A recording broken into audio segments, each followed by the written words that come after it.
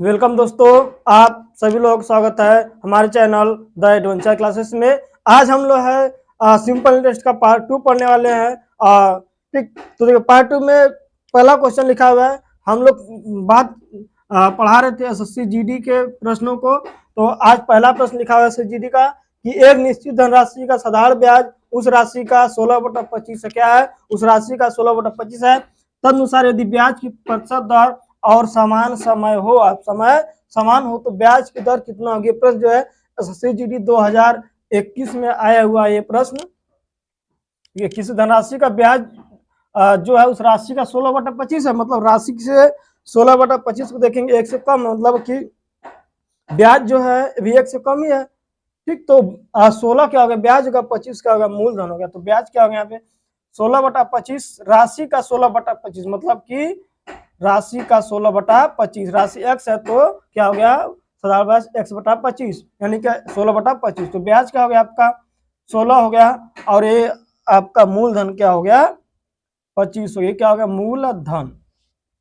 ठीक, करा कि यदि दर और समय का समान हो तो ब्याज की दर कितनी होगी। तो साधारण ब्याज बराबर होता है PRT/100। बस एक ही फॉर्मूला आपको क्या करना है याद कर लेना है। ठीक, तो साधारण ब्याज क्या है 16 है, पी का वैल्यू कितना है 25 है, आर और टी का दोनों का वैल्यू हम ये मान लेते हैं आर है, क्या है आर। ठीक, क्योंकि दोनों क्या है समान है, दर निकालना है तो दर को भी आर मानते हैं, समय को भी क्या मान लेते हैं आर मान लेंगे बटा 100। तो 1600 बराबर 25 आर स्क्वायर हो जाएगा। तो आर स्क्वायर बराबर हो जाएगा 1600 भागे 25, 1600 भागे 25 हो जाएगा आपका। और ये 25 का 150, फिर बचेगा 1 और 0 4 हो जाएगा। 25 चौक 100 यानी कि आर स्क्वायर बराबर हो जाएगा 64। तो दर आर बराबर हो जाएगा 8 का वर्गमूल निकाल देंगे तो 64 वर्गमूल निकाल दो 8 आ जाएगा। ऑप्शन नंबर बी आपका राइट आंसर हो जाएगा। ठीक, 8% आपका आंसर हो जाएगा, इसको आप नोट कर लीजिए। दूसरा प्रश्न है कि एक व्यक्ति 1200 रुपए को 8% साधारण ब्याज पर और 1800 रुपया को 10% साधारण ब्याज की दर पर निश्चित समय के लिए उधार देता। हम लोग दोनों के लिए समय का मान क्या है बराबर है। ठीक, तो वह 5 वर्ष तो देता है, वह 1380 रुपया ब्याज के रूप में देता। तो दोनों को मिला करके जो है उसे 1380 रुपया ब्याज के रूप में मिलता है। तो समय ज्ञात कीजिए। तो दोनों को ब्याज के जोड़ करके कितना रुपया मिल रहा है, दोनों को ब्याज निकाल देंगे। देखिए 1200 का 8% है, समय टी है। अब देखिए बराबर प्लस प्लस 1800 रुपया का आपका है और 10% का ब्याज है, समय क्या है टी।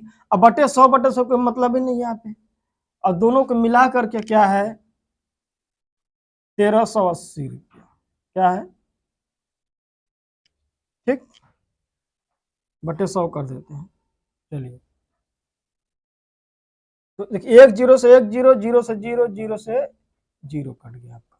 12/96 प्लस 18 में 180 टी, 96 प्लस 180 टी बराबर 1380। 1380 तो 9 8 16 270 6 कितना 276 हो गया बराबर इतना टी हो गया।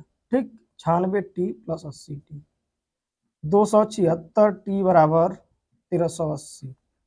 तो टी बराबर का आ जाएगा 276 बटा के, अरे 1380 बटा के 276, 1380 बटा के 276, इसको काट देंगे तो आ जाएगा 5 वर्ष। 6 25 30 होता है, लास्ट में आ जाएगा 5 वर्ष। तो समय का वैल्यू क्या हो जाएगा आपका 5 वर्ष हो जाएगा आंसर। ठीक, तो कितने समय के लिए आ जाएगा, कितने 1380 आ जाएगा। तो 5 वर्ष के लिए अगर इन दोनों धन को अगर दे देते हैं तो टोटल ब्याज आपको जो 1380 रुपया मिलेगा। ये भी प्रश्न एसएससी जीडी 2021 में आया हुआ है। ठीक, तो इसका ऑप्शन नंबर हो जाएगा राइट आंसर आपका बी हो जाएगा। इसको भी आप स्क्रीनशॉट कर लीजिए। देखिए अगला प्रश्न है यदि 3 राशियां जो है एक्स वाई और जेड इस प्रकार है कि वाई जो है एक्स का साधारण ब्याज तथा जेड वाई का साधारण ब्याज है, तो इन दोनों स्थितियों में यदि वार्षिक दर और समय समान हो तो एक्स वाई तथा जेड में क्या संबंध है आप 4 ऑप्शन दिया हुआ है। ये प्रश्न एसएससी सीपीओ एसआई 2019 के पेपर में आया हुआ है। देखिए तो हम लोग निकाल लेते हैं। कह वाई जो है एक्स का साधारण ब्याज है। एक्स का साधारण ब्याज मतलब एक्स वहां पर मूलधन की तरह काम करेगा, तो वाई क्या साधारण ब्याज बराबर होता है, वाई लिख लेंगे और मूलधन एक्स। अब दर और समय दोनों को मान लेते हैं हम ए मान लेते हैं, जब ठीक क्या मान लेते हैं, ए गुणे ए, ठीक बटे 100, ठीक ऐसा मान लेते हैं। और देखिए और क्या है यहाँ पर कि जेड जो है वाई का साधारण ब्याज है, तो जेड बराबर मान लेते वाई मूलधन यहाँ वाई गुणे ए मान लेते हैं बराबर 100, ठीक। यदि दर और वार्षिक दर दोनों समान है तो कह रहा है कि इनमें और इनमें क्या संबंध है, एक्स वाई जेड में संबंध क्या है। आपको देखने से ये पता चले कि ये चीज और ये चीज दोनों में बराबर ही है, इससे कोई मतलब नहीं, कट जाएगा आपका। तो यहाँ से आए निकल का आएगा y बराबर एक्स और यहाँ से निकल का आएगा z बराबर y, ठीक। तो अगर हम यहाँ संबंध क्या लिखा, अगर y को y से इसको अगर y को y में गुणा कर देते हैं तो y स्क्वायर बराबर क्या हो जाएगा, यहाँ पे जेड एक्स हो जाएगा। इसको लिख सकते हैं ना y बराबर जेड, ठीक। आगे पीछे करोगे फर्क पड़ेगा नहीं, y बराबर एक्स के भी है, y बराबर जेड के भी है। तो अगर दोनों तरफ गुणा करते हैं, इस साइड को गुणा करें तो इधर भी क्या करना, गुणा करना पड़ेगा। तो वाई स्क्वायर बराबर हो जाएगा जेड एक्स। आपका यही क्या होगा, आंसर हो जाएगा। ऑप्शन नंबर आपका हो जाएगा डी, आपका right answer Y square equal to Z X. ऐसे प्रश्न भी आते रहते हैं परीक्षाओं में, बस थोड़ा सा माइंड लगाना पड़ता है, बाकी है तो वो सरल ही वास्तव में, ठीक। तो आपका आंसर हो जाएगा डी, आपका राइट आंसर होगा, इसको आप नोट कर लीजिएगा।